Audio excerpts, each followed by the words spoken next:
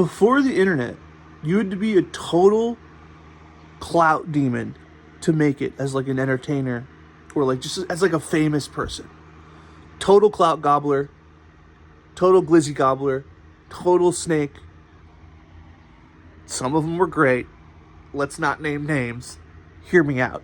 If you think about it, before the internet, in order to make it as like an artist or an entertainer, a writer, anything where you're like making something creative and you want it to be seen,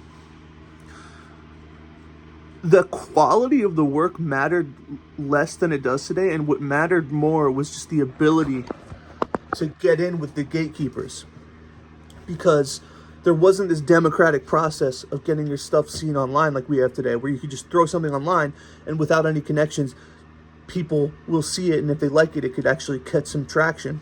Not that there's not a little gatekeeping going on today, but at least we have the internet, right? Bro, back then, they didn't even have that. So imagine this, right? You're an author. Let's say an author. You have a book. It's crazy. It's dope. It's the dankest book ever written, right? You can't just throw that thing out there into the ether, and if it's good, it'll do something. You can't just post snippets of it or whatever. You can't market it yourself online. No, what you have to do is a completely separate challenge now that has nothing to do with the quality of your work, which is getting it in the hands of the right people. So that requires like this whole other skill of like social networking before social networks, just like real life, like networking with people and then getting them to like it. So now, not only do you have to have the finesse and the social competence to like snake your way into these circles for these gatekeepers, but you have to cater it towards their specific likes. So, I mean, I don't want to offend anyone here, but I feel like now that we have this more democratic process of anyone being able to throw something online, especially with things like TikTok, because YouTube hasn't always been, like, I feel like since TikTok blew up, this has been more so the case where, like, really, if you have internet access, you can throw something online, and if it's really good, the quality can speak for itself. So, with that being said, Ernest Hemingway, Gluck Gluck 3000. Dr. Seuss, Gluck Gluck 3000. I know this is extremely offensive. Look, I have never read Ernest Hemingway, but I know he's a famous author. Love Dr. Seuss. Not saying this stuff can't be... I'm not saying this stuff can be bad. I'm sure, yes, these professional gatekeepers had an eye for, like, good stuff, but there's just so much stuff that they just didn't get their eyes on. There's so much stuff that just wasn't their thing. So, yeah, I feel like the pure quality of what you're putting out matters more. Whereas it was this completely different game back in the day, where you had to like, I'd imagine it's almost more difficult, that aspect of it, of just like getting your stuff in the hands of the right people. Do you know how hard it is to get someone to read a book? And think of how hard that is. Now think of how hard it would be if you had no way to like market yourself online. Do you know how hard it would get to be someone to read the first page of your book? So when I say Gluck Gluck 3000, again, I hope I'm not offending any Ernest Hemingway people. I'm using him as an example. Maybe he's great. I don't know. I've heard he's awesome. But dude, there's this whole challenge that has nothing to do with the quality of your work, which is like, let me give this a few pages. Let me read a few pages of this work here. So these guys must have been absolute clout demons, bro. These guys must have been the most extreme clout monsters you've ever thought of in your entire life, dude.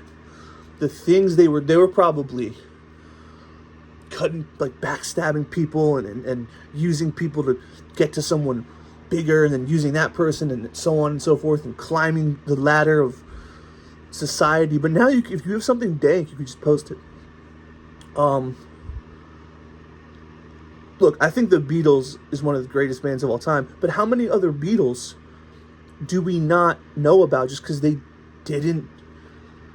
weren't able to just like get their demo in the right hand, or whoever the fuck is one of the few people who like had the power to like listen to demos and make decisions. Maybe he just didn't happen to like it. So it's interesting. I'm starting to think,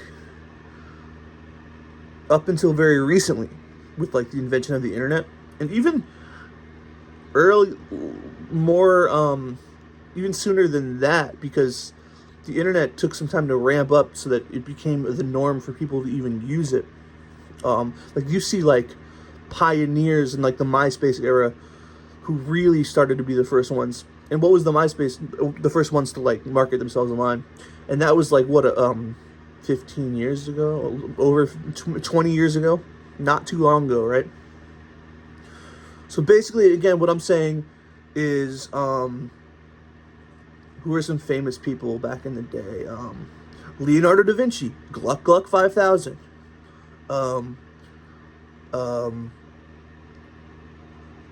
Bach, Gluck Gluck 5000, 3000, 4000, all of them. Beethoven, Gluck Gluck 10,000. I'm trying not to be offensive here. Athletes, not so much, because I think even before the internet, there's like a funneling process from like high schools into somehow it's not the same thing as like art. And also like athletics kind of your performance speaks for itself in an objective way. Like objectively, you're scoring more points or so on and so forth. It's cool that today we live in a world where, even though it's not perfect, even though the cream of the crop doesn't perfectly rise to the top, the quality of what you're putting out helps you more. It's a bigger factor. And glucking is not as big of a factor. Sure, there's gatekeepers today. There's gatekeepers online who can give you a boost, but you need these things for boosts. You don't need these things to like get a spark. So these guys were total clout demons, even though their stuff's pretty good.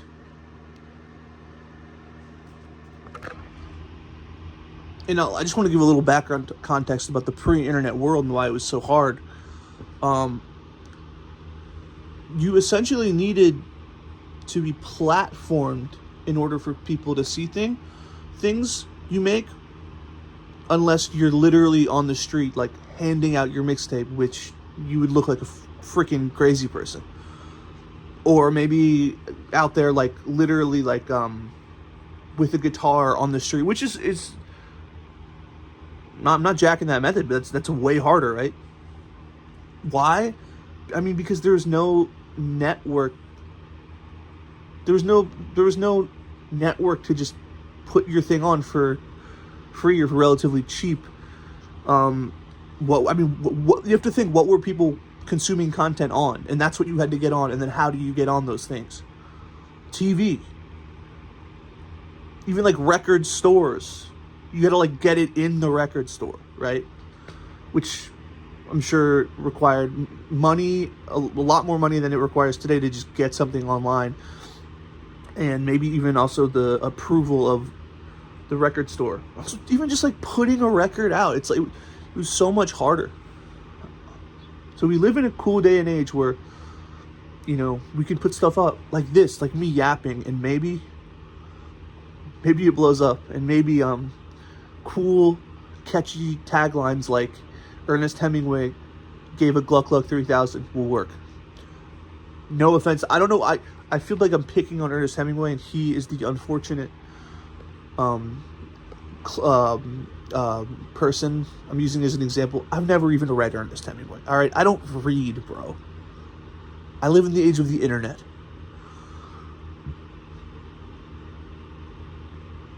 That's all, Gooners. Oh, and I really want to start hitting the 10-minute mark, because I think I heard that's There's some significance in that. So I'm going to add a few seconds here. I guess I could take this time to say I've been posting a lot of just yapping content like this. I find it fun. I like the feedback I'm getting. People are finding it kind of interesting. So I'm going to start doing this more. I'm trying to aim for like every day, every few days. So this is my real sign off. See you later, Gooners.